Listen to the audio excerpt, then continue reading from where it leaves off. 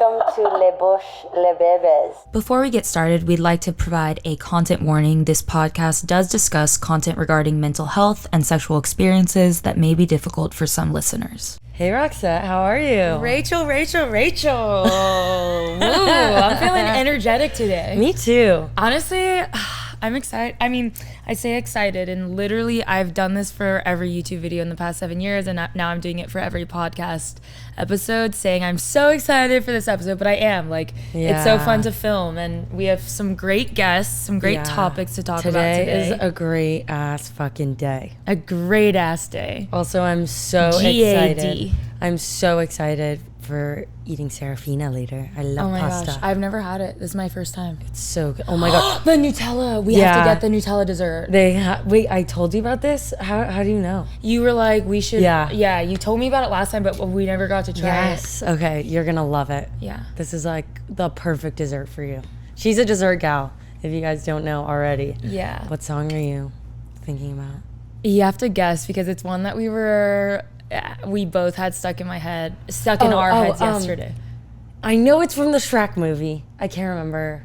This is what happens with my brain. It's like in my head for so long and then it's gone, poof. That's not what I had stuck in my head, but now I really want to sing it. And it's like, da da da, and you say it gets colder. You bundle up now, wait till you get older. With a medium men beg to differ, judging by the hole in the satellite picture. She knows all the ice words. we skate is getting pretty thin. The water's getting warm, so you might as well swim. The world's on fire. How about yours? That's the way I like it, and I'll never get bored. Hey now, you're a rock star. Get your game on, go play. Hey now, you're a rock star. Get your show on, get paid, and all that glitters. Okay, yeah, but that wasn't it.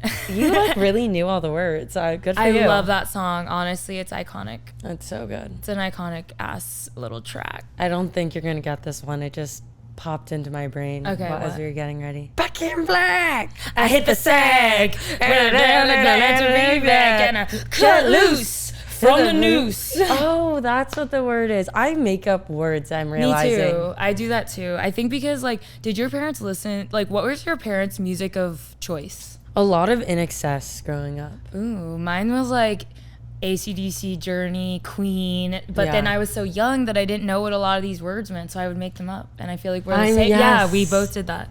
But I still make them up when I definitely should just know the words. But sometimes I like my lyrics almost better. Same. Same. All right, so we have a fucking awesome ass episode today. I'm so excited. It's a perfect culmination of your background combined with what we care about now. It's kind of like the backbone of what we care about talking about on this podcast. Yeah, and absolutely. So I can't wait.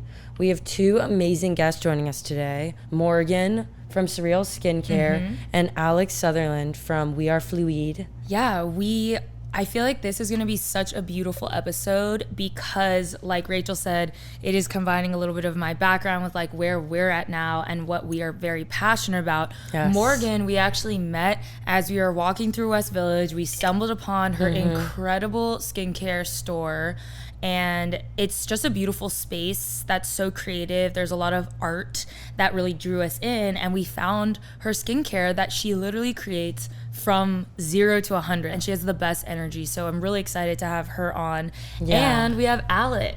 He is the marketing director of We Are Fluide, a gender expansive beauty line. He's a self-taught artist, and we're really excited to bring them both on because Morgan's bringing all of the expertise from the skincare industry. Alec's bringing all the expertise from the beauty makeup industry. And both of them, I believe, share a similar mission of inclusivity. A bit more about Fluide is that they are vegan, cruelty-free, paraben-free cosmetics designed for all skin shades and gender expressions.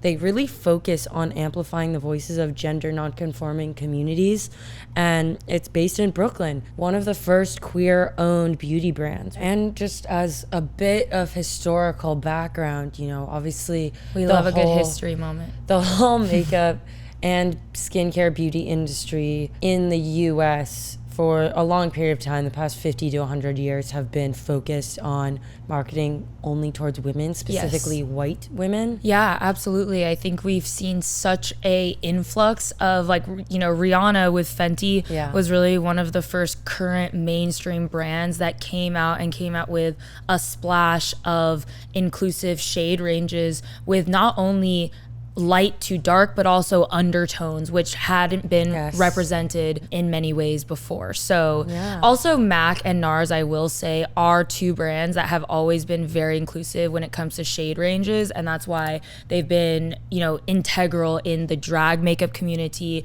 and in makeup artistry in general because of that undertone selection. So that it did exist, but like, I definitely think now it is thought of as more mainstream and a more necessity, I guess you could say, to have these shade ranges. But that's where the tokenism comes in, because a lot of the questions are in the beauty community are like, what are the intentions of the people behind these brands? What are the intentions? Are they just trying to do this now because it's quote unquote required, or are they actually doing this because it means something to them and they care about their consumers and society? Like, that is the thing that I think we all as consumers have to think about when we're shopping for beauty products and looking for the brands that we do want to support. Definitely. And I think it's really interesting how the buyers and all of us men, women, whoever wants to buy makeup out there have forced this change onto the companies to shift from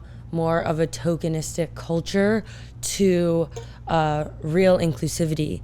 And this is why, you know, we have power with the dollars and where we spend them.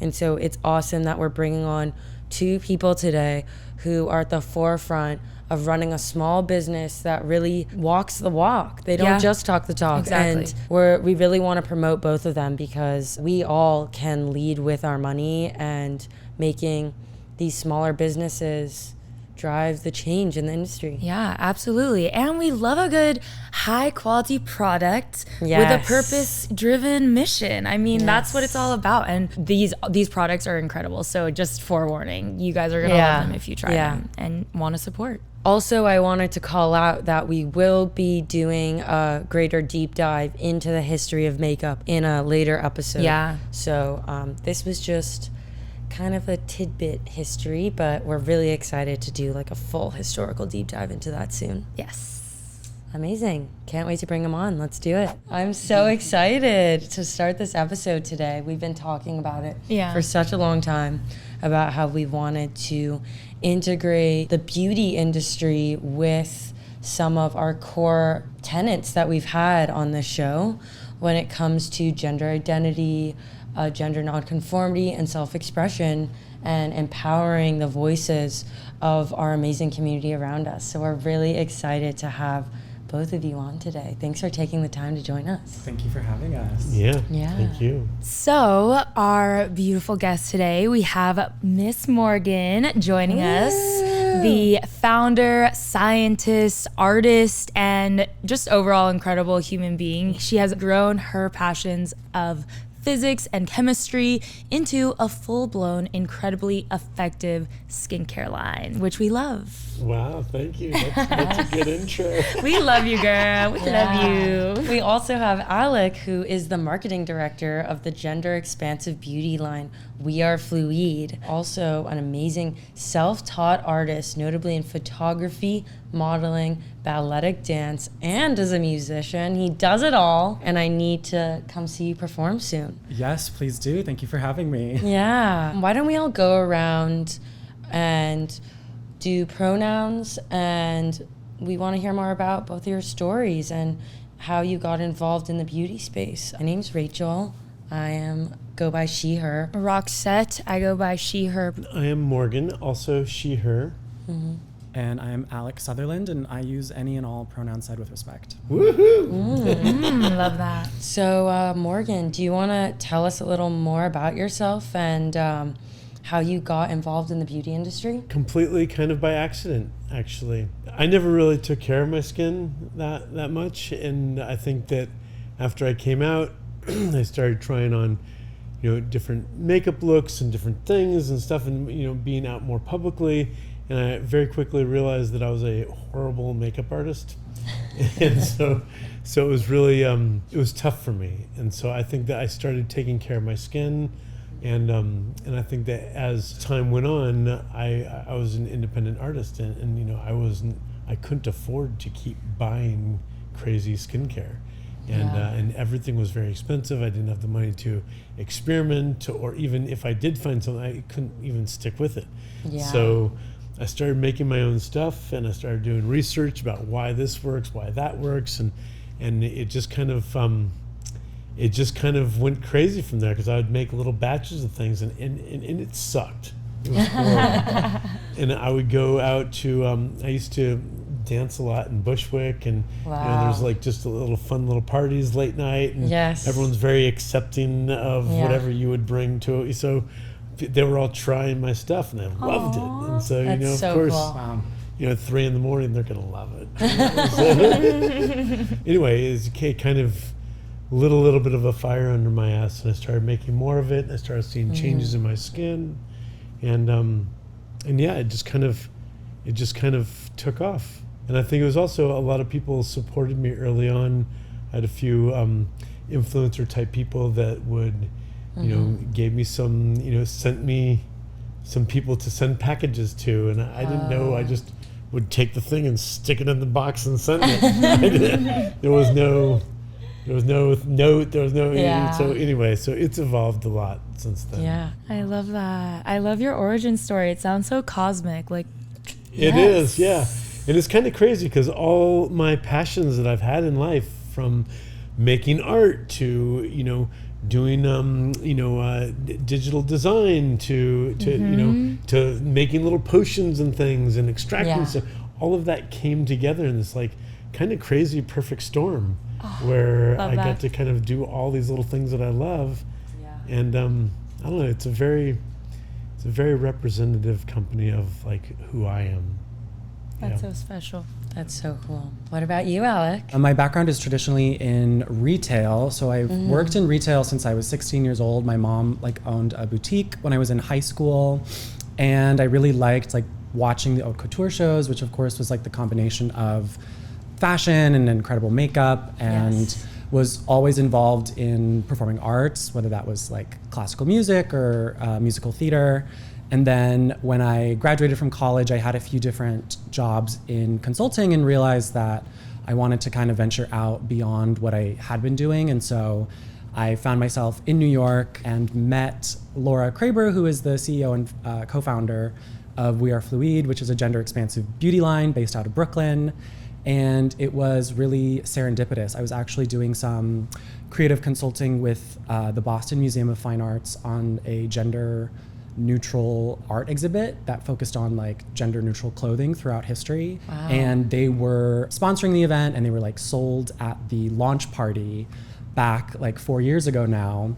And I joined her brand just over a year ago. So I'm relatively new to the beauty space, but have been actively involved for a long time. My favorite story to tell is that I'm one of 4. I have 3 sisters, and because I was involved in high school musical theater, I had a little Ziploc bag with concealer and stage makeup, and I taught my younger sisters how to do makeup when we were all at home together. So it was this journey of learning makeup together, as a way to kind of bolster my own coming out story and my own queerness, and then have parlayed that into a million different things. I had 3 brothers. You did? Oh my God, yeah. So I wish I had 3 sisters. Yeah, 3 sisters is really nice, I always say. It's amazing. I guess we can hop into some, questions, start a little conversation. We are really interested in finding out what it was like and what it is like being on the forefront of the gender neutral skincare and makeup industry. I don't know about you, but it feels like a relatively new space.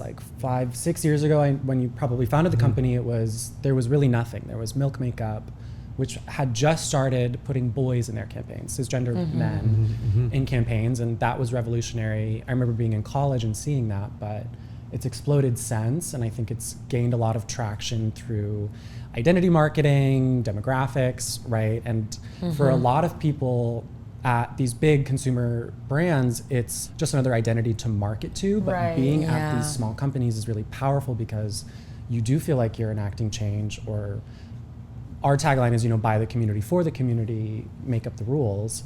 And that's something that, having the queer spirit and like having that type of artistry and that background in our community and being able to lift and amplify some of those voices out of the shadows. Queer people have always been at the forefront of the beauty industry, but have always been behind the scenes. So being able to lift the curtain has been really powerful. And we're always trying to make sure that the people who are in the room are from the community, who is in charge of these campaigns and who is the talent who is on these campaigns. Just putting trans people in front of the camera can be tokenizing, which I know we're going to touch upon, but saying that it's coming from the top down, saying that, we're making products by our community, for our community, I think is the absolute best thing. I didn't start trying to do anything in a gender way. Yeah. It's just, skin is skin is skin. But yeah, it's nice to have representation right now in the beauty industry for people like me. And we are getting a lot more representation. Queer people, everyone is we're getting a lot more representation than we ever have, and I think that's great. Even if they are doing, let's take our token trans person, put them in there. Take our token, that's. They just don't know how to do it yet. I feel like, yes, it's token. I get all that, but I would still rather have that and be seen and have people be seen from it and feel like they're included than not. That's a beautiful perspective. As time progresses, I think it is getting better with, certainly more queer people in leadership, more trans voices being elevated. But tokenism has always been something that I think beauty and skincare has really struggled with. I think from the marketing perspective, as we said, you've seen in the past 5 or 10 years, people starting to include more people, but it's very slow going. And it's funny that the quote unquote market is so slow to adopt it. And you see companies like Victoria's Secret hiring their first trans angel like this year, 2022. And you're like, you're 2000 and late. Like we're far past that. So I am hopeful that things are getting better and I'm hopeful that the right people are making the right decisions. And so it's just about like putting in the work and reminding people about where we've come from. And I think a big thing for me was looking at queer artists over the past 100 years and saying that the things that we like and admire and appreciate are the work of people outside the gender binary, people who do identify as trans and maybe weren't able to 50 or 60 years ago. Those are the people who are setting the trends. Those are the people who are making them. And when they come down market towards like the bigger box stores or to the magazines or stuff that we see, like it's important to connect that to the origin story and understanding that this cultural moment has been going on a lot longer than we have been aware of it. And as we've done with our research with a lot of these episodes, we've realized a lot of the things that created the gender norms we see today are from marketing campaigns from the early 1900s. Right. And we still are living by those principles today. And it almost feels innate. Like if a woman doesn't shave, that must mean she's a lesbian or something, or queer or something different. When in reality, like shaving was created in the 1920s, you know? That whole idea was identified in the 1920s. It's so interesting. But it's definitely where you get your information from, right? Yes. Back then there was like, they would get their information from, I don't know, the newspaper or the ad section in like,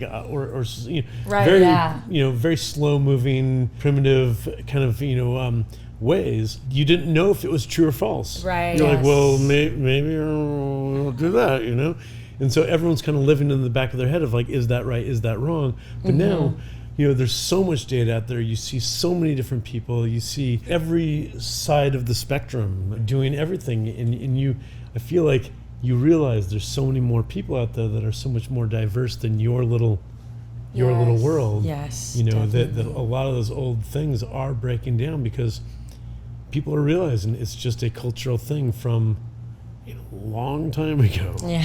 We don't need to, uphold that anymore. Yeah, live by Yes. those same standards. Why are we abiding by the any standard that was created 100 or more years ago?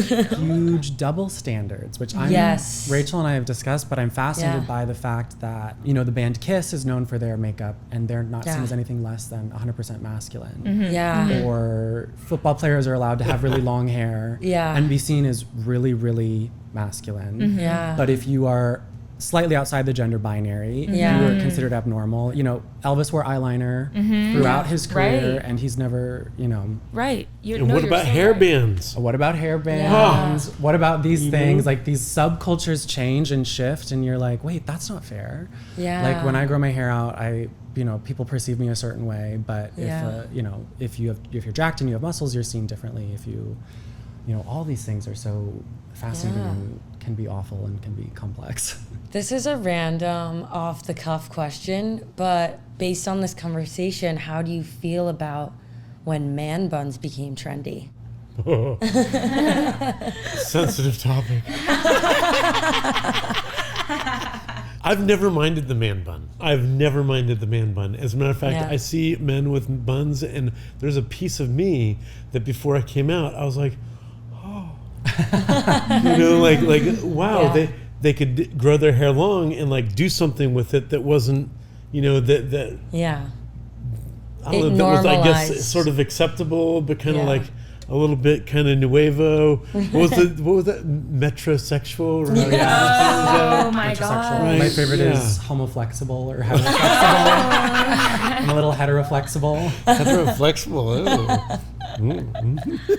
Might have to stretch a little before that. It fits into that same conversation of why is a kilt seen as masculine, but if you wear a black skirt, that's feminine. It's like, but the man bun movement, I support any type of self-expression or like exploration. So it was cool to see people who maybe didn't feel like they could rock long hair, like wear it because of this trend. What are the most common misconceptions that you've faced when it comes to gender inclusive beauty? I'll start by saying, like, the biggest misconception is that beauty is gendered. Like, that's what absolutely we're fighting. Like, we forget what we're talking about. Thank you, Alec. People will still come and say, like, can I wear this? Is this for boys? Is this for women? Can I include this in my in my routine? And it's like, it's glitter. It's actually not gendered. Please feel free to use it wherever you want. Like, I would say that is probably the biggest thing. And sometimes for being in the community, I don't know if you feel this way, but we get into the weeds of it, and it's like there are still people who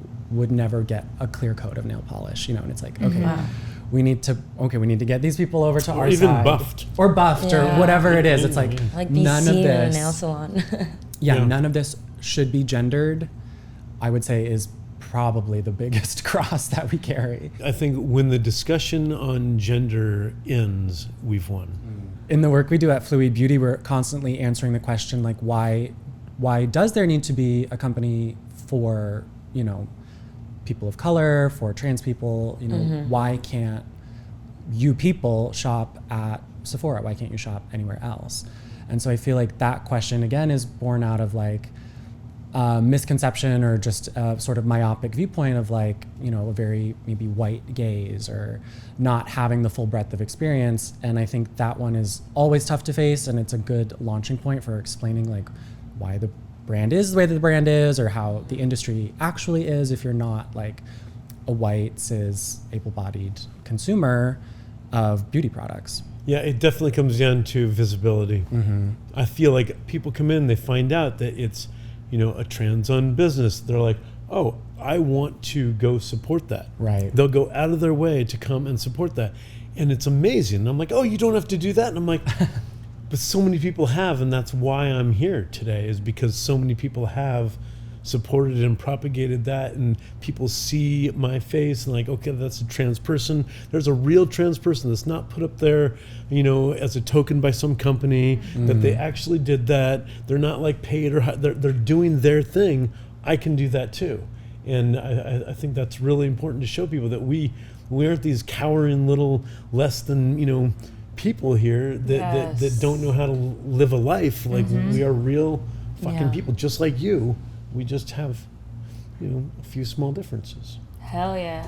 Do you feel like you've built up a Surreal skincare community or family, and what does that look like for you? Yeah, I mean, my Instagram is very me, Surreal. Like you're gonna get my political views on there. You're gonna, if there's some evil shit going on, I will say it. I have lost a lot of conservative Republicans. They just don't they don't follow me. They're pretty much all gone at this point. And so I feel like that's definitely got a very vibe to how I broadcast myself online.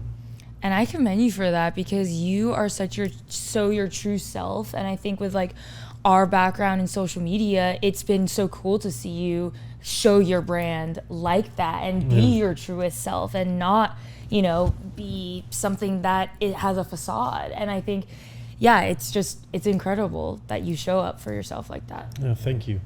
Yeah. Thank you. Yeah, I mean, it's definitely, I don't have investors that are holding me to things. Sometimes I like with the whole abortion thing, like I was very vocal about that. I lost we lost sales. Like you could see it in the numbers. There it is. And I knew that going into it, and money isn't everything. Yeah. But I think being true to yourself and to your brand, I think that really keeps the people who are involved with it, who have been involved, continue to root for you and to almost become stronger customers. Yeah, so Alec, also thank you. You should take over our podcast. He's coming up with great questions. So how do you feel working for Fluide? This is the best job I've ever had. It's really like the alignment of not only my skill set, but like my values. And I've never really been able to work at a company where I can say that, like, the mission of what we're doing is so important, and to have like access points, it looks like coming to work and being able to book drag queens, like being able to support like local Brooklyn drag, like at work, and like to have like team meetings, and to be in that space is really affirming to my own gender identity and queerness and queer experience. And then, to provide something in some small way back to the community is great. I think I work harder than I ever have, and I'm like more motivated to do the work because of it. In a lot of ways, makeup can feel like something used to cover insecurities, but I love Fluide's genuine mission to be inclusive of marginalized communities, including Black, Indigenous, people of color, as well as queer, trans, gender non-conforming, and non-binary people. How did you get into the space, and how are you, expanding those horizons? Our CEO, Laura Kraber, has an incredible story where she had worked in product marketing and at different agencies throughout the years, and she saw her kids who were in middle school and in high school in New York really exploring their gender in a way that nobody ever has before. Like, kids are more in touch with these things. They're learning them younger than we ever have. And she decided to start We Are Fluide back in 2018 to like kind of fill that gap in the market, and always built out like a very queer-led team. So, our C-suite is 66% trans-led, and having that type of top-down alignment is what has allowed us to be really authentic, to cut through the noise, to find our Fluide fam, and like continue to be successful in the space. In addition to that, we've always built our products around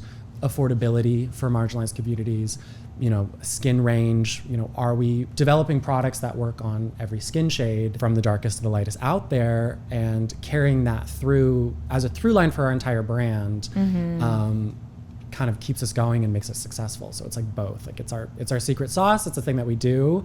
It's what people come to us for, and we've always believed in like the liberating power of makeup, whether that's celebrating any voice, any of the identities that you listed, drag queens, trans women, and that has been really awesome to kind of get that feedback in an authentic way, and like to to build from the ground up. Such an incredible mission, and the products are so good too. I've used the universal liner for years. Yes. We love a good wing with that baby, and also the gloss in wet is Yes. my jam because it's just so 3D. It's a good one. Yeah, the wet is really great, and it makes your teeth look whiter because it has a blue tint. Ooh, tip of the day. Okay, I'll try it. I know.